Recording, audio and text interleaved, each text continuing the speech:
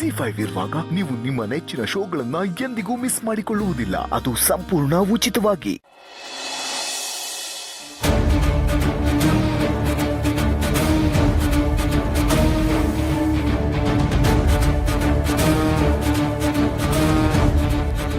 ಪಾರ್ಥ, ಏನಾಯ್ತು? ಆಫೀಸ್ಗೆ ಹೋಗದೆ ಇಲ್ಲಿತ್ಕೊಂಡು ಏನು ಯೋಚನೆ ಮಾಡ್ತಿದ್ದೀರಾ? ಅಲ್ಲ, ನಾನು ನಿಮ್ಮನ್ನ ನಿನ್ನೆಯಿಂದಲೂ ಗಮನಿಸ್ತಾ ಇದ್ದೀನಿ. ಏನೋ ಒಂದು ಸ್ವಲ್ಪ ಡಲ್ ಆಗಿದ್ದೀರಾ ನೀವು.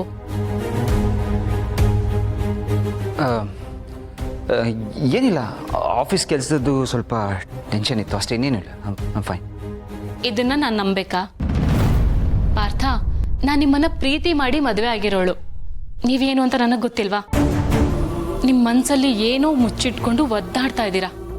ಅದೇನು ಅಂತ ನನ್ನ ಹತ್ರ ಹೇಳಿ ಪಾರ್ಥ. ಅಪೇಕ್ಷಾ, ಆ ಥರ ಎಲ್ಲ ಏನೂ ಇಲ್ಲ. ಸುಮ್ಮನೆ ನೀವು ನಿಮಗೆ ನೀವೇ ಏನೇನೋ ಅನ್ಕೋಬೇಡಿ. I'm okay, I'm fine. ಅಂದರೆ ಈಗ ನೀವೇನು ಅಂತ ಹೇಳಲ್ಲ ನನಗೆ. ನೋಡಿ, ನೀವೆಷ್ಟು ಬದಲಾಗಿದ್ದೀರಾ ಅಂತ. ಮದುವೆಗೆ ಮುಂಚೆ ನೀವು ಹೀಗಿರಲಿಲ್ಲ.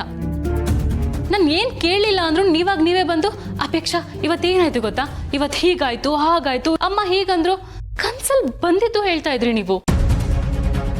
ಪಾರ್ಥ, ನಿಮ್ಮಲ್ಲಿ ಸ್ವಲ್ಪ ಚೇಂಜಸ್ ಆದ್ರೂ ನನಗದು ಗೊತ್ತಾಗತ್ತೆ. ನಾನು ನಿಮ್ಮನ್ನ ಅಷ್ಟು ಅರ್ಥ ಮಾಡ್ಕೊಂಡಿದ್ದೀನಿ. ಪ್ಲೀಸ್, ಅದೇನು ಅಂತ ನನ್ನ ಹತ್ರ ಹೇಳಿ. ಇವಾಗೇನು ಹೇಳ್ತಿರೋ ಇಲ್ವೋ?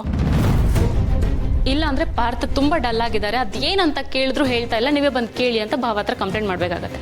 ಅಪೇಕ್ಷಾ, ಪ್ಲೀಸ್, ಇಬ್ಬರು ಹತ್ರ ಮಾತ್ರ ಈ ವಿಷಯ ತಗೊಂಡು ಹೋಗೋದು ಬೇಡ. ಆಮೇಲೆ ದೊಡ್ಡ ರಾಧಾ ಅಂತಾನೆ ಆಗ್ಬಿಡುತ್ತೆ. ಪ್ಲೀಸ್. ರಾಧಾ ಅಂತ ಆಗತ್ತಾ? ಅಂದ್ರೆ ವಿಷಯ ಏನು ಸೀರಿಯಸ್ ಆಗೇ ಇದೆ ಪಾರ್ಥ, ಏನು ಅಂತ ಹೇಳಿ ಪ್ಲೀಸ್. ಅಪೇಕ್ಷಾ, ನಾವಿಬ್ರು ಮದುವೆ ಆಗೋ ಟೈಮಲ್ಲಿ ನಮ್ಮೇಲೆ ಅಟ್ಯಾಕ್ ಆಯ್ತಲ್ಲ, ಅದರಲ್ಲೊಬ್ಬ ನಮಗೆ ಚಾಕು ಹಾಕೋದಕ್ಕೆ ಬಂದಲ್ಲ, ಅದು ಬೇರೆ ಯಾರೂ ಅಲ್ಲ, ಜೈ ಬ್ರೋ.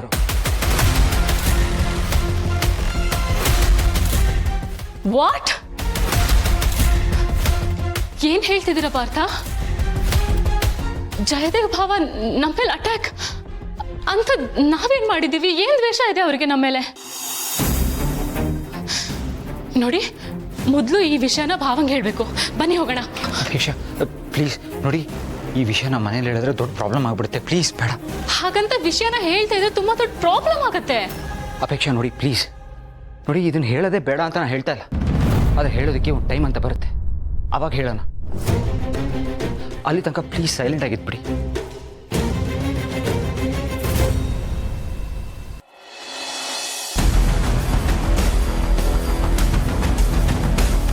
ಅರೆ ಇದೇನು ಬರೋದು ಲೇಟ್ ಆಗುತ್ತೆ ಅಂತ ಹೇಳಿದ್ರೆ ಇಷ್ಟು ಬೇಗ ಬಂದುಬಿಟ್ಟಿದ್ದೀರಾ? ಏನಪ್ಪ ನೀನು ಆಫೀಸಿಗೆ ಬರೋಕ್ಕಾಗಲ್ಲ, ಬೇರೆ ಏನೋ ಕೆಲಸ ಇದೆ ಅಂದೆ, ಇವ್ರ ಜೊತೆ ಬಂದಿದ್ಯಾ? ಬಟ್ ಡಾರ್ಲಿಂಗ್, ಎಲ್ಲರೂ ಒಟ್ಟಿಗೆ ಬಂದುಬಿಟ್ಟಿದ್ದೀರಲ್ಲ, ಏನು ಸಮಾಚಾರ? ಗೌತಮರೇ ಸರ್, ಶಾಕುಂತಲ ಮೇಡಮ್ ಕರೀತಾ ಇದ್ದಾರೆ. ಹಾಂ ಸರ್, ಸ್ವಲ್ಪ ಹೊತ್ತು ಬಿಟ್ಟು ಬರ್ತಾರೆ ಅಂತೇಳಿ. ಸಾರಿ ಗೌತಮರೇ, ಬಟ್ ನಾವು ನಿಮ್ಮ ಹತ್ರ ಒಂದು ಇಂಪಾರ್ಟೆಂಟ್ ವಿಷಯ ಹೇಳಬೇಕು. ಬರೀ ಇಂಪಾರ್ಟೆಂಟ್ ಅಷ್ಟೇ ಅಲ್ಲ ಗೆಳೆಯ, ತುಂಬ ಸೀರಿಯಸ್ ವಿಷಯ. ನೀನು ಕೇಳಿಸ್ಕೊಂಡೇ ಹೋಗಬೇಕು. ಸೀರಿಯಸ್ಸಾ? ಏನು? ಗೌತಮರೇ, ನೀವೊಂದು ಟೆಂಡರ್ಗೆ ಅಪ್ಲೈ ಮಾಡಿದ್ರಲ್ಲ, ಅದು ಸಿಕ್ಕುತ್ತೆ ಅಂತ ಕಾನ್ಫಿಡೆನ್ಸಲ್ಲಿದ್ದೀರಾ? ಅದು ನಿಮ್ಮ ಕೈ ತಪ್ಪು ಹೋಗುತ್ತೆ. ಸಿಗಲ್ವಾ? ಏನು ಹೇಳ್ತಾ ಇದ್ದೀರಾ? ಇರೋ ವಿಷಯ ಹೇಳ್ತಿದ್ದೀನಿ. ಏನೋ ಇದಲ್ಲ ನೀವು ಹೇಳ್ತಿರೋದು ನಿಜ ಗೆಳೆಯ? ಹೌದು ಗೌತಮರೇ, ನಾನು ಹೇಳ್ತಿರೋದು ನಿಜ. ಜಯದೇವ್ ಅವರು ಈಗ ಮನೇಲಿ ಇಲ್ವಲ್ಲ, ಅವ್ರು ಎಲ್ಲಿ ಹೋಗಿದ್ದಾರೆ ಅಂತ ನಿಮ್ಗೆ ಗೊತ್ತಾ? ಗೊತ್ತು. ಯಾವುದೋ ಒಂದು ಪ್ರಾಪರ್ಟಿ ವಿಷಯವಾಗಿ ಮೈಸೂರಿಗೆ ಹೋಗ್ತೀನಿ ಅಂತ ಹೇಳ್ದ. ನಾನು ಹೇಳ್ಬಿಟ್ಟೆ ಹೋದ. ಹಾಗಂತ ನಿಮಗೆ ನಂಬಿಸಿ ಹೋಗಿದ್ದಾರೆ, ಆದರೆ ಅವ್ರು ಅಲ್ಲಿಗೆ ಹೋಗಿಲ್ಲ. ಮತ್ತೆ ಆ ಟೆಂಡರ್ ನಮಗೆ ಆಗಬಾರ್ದು ಅಂತ ಅದನ್ನು ತಪ್ಸಕ್ಕೆ ಹೋಗಿದ್ದಾರೆ.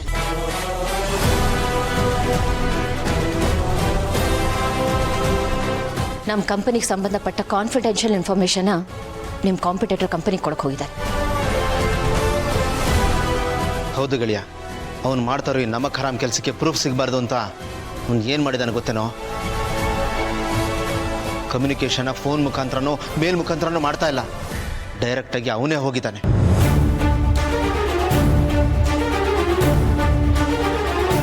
ಹೇ, ಅವ್ನು ನಿನ್ನ ಜೊತೆಗೆ ಇದ್ಕೊಂಡೆ ನಿನ್ನ ಮುಗಿಸೋ ಪ್ಲಾನ್ ಮಾಡ್ತಾ ಇದ್ದಾನೆ ಕಣೋ. ಅವ್ನು ನಿನಗೆ ಹೇಳಿರೋದೇ ಬೇರೆ, ಅವನ ಉದ್ದೇಶನೇ ಬೇರೆ. ನಿನ್ನ ತಮ್ಮ ಅಲ್ಲ ಕಣೋ, ನಿನ್ನ ಪಾಲಿನ ದುಶ್ಮನ್ ಅವನು.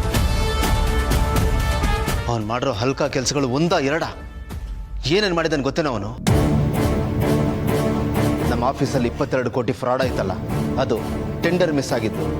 ಆಮೇಲೆ ಅದಕ್ಕೆ ನಾ ಕಿಡ್ನಾಪ್ ಮಾಡಿಸಿದ್ದು. ಆಮೇಲೆ ಅಪೇಕ್ಷಾ ಪಾರ್ಥ ಮದುವೆ ಟೈಮಲ್ಲಿ ಆಗಿದ್ದ ಇನ್ಸಿಡೆಂಟು ನಿನಗೆ ಗೊತ್ತಲ್ಲ. ಇವೆಲ್ಲದಕ್ಕೂ ಸೂತ್ರಧಾರ ಅವನೇ ಕಣ. ಅಷ್ಟೇ ಅಲ್ಲ, ಅವತ್ತು ನಾವು ಕೆಂಚನ್ ಹುಡ್ಕೊಂಡು ಗೋಡೌನ್ ಹೋದಾಗ ಕೆಂಚ ಮಿಸ್ ಆದ್ನಲ್ಲ, ಅವ್ನು ಮಿಸ್ ಆಗಿರಲಿಲ್ಲ. ಅವನನ್ನು ಕಿಡ್ನಾಪ್ ಮಾಡಿಸಿದ್ದು ಜಯದೇವ್ ಅವರು.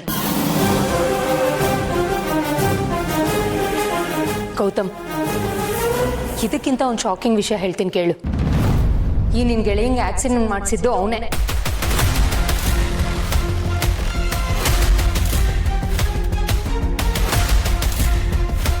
ಕಾಲಿಗೆ ಬಿದ್ದು ಕ್ಷಮೆ ಕೇಳಿದ್ದು ಪಶ್ಚಾತ್ತಾಪ ಎಲ್ಲ ಡ್ರಾಮಾ. ಪಾಪ ಪುಣ್ಯ ಸರಿ ತಪ್ಪು ನೀತಿ ನಿಯಮ ನಿಯತಿದ್ ಯಾವುದು ಅವ್ರಿಗಿಲ್ಲ. ಅದ್ಯಾವುದು ಅವ್ರಿಗೆ ಅಪ್ಲೈನೂ ಆಗಲ್ಲ. ಅವ್ರಿಗೇನು ಸರಿ ಅನ್ಸುತ್ತೆ, ಅವ್ರಿಗೇನು ಒಳ್ಳೇದು ಅವ್ರು ಅದನ್ನೇ ಮಾಡ್ತಾರೆ. ಮನುಷ್ಯತ್ವನೇ ಕಳ್ಕೊಂಡ್ಬಿಟ್ಟಿದ್ದಾರೆ ಅವ್ರು.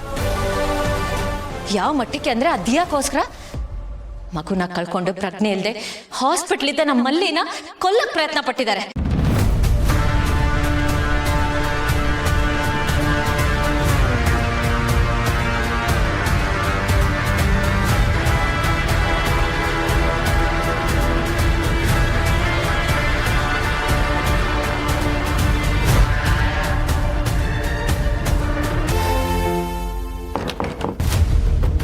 ನನ್ನ ಹತ್ರನೇ ಬಾಲ ಬಿಚ್ತಾಳೆ. ಆಡು ಈಗ ಆಟ.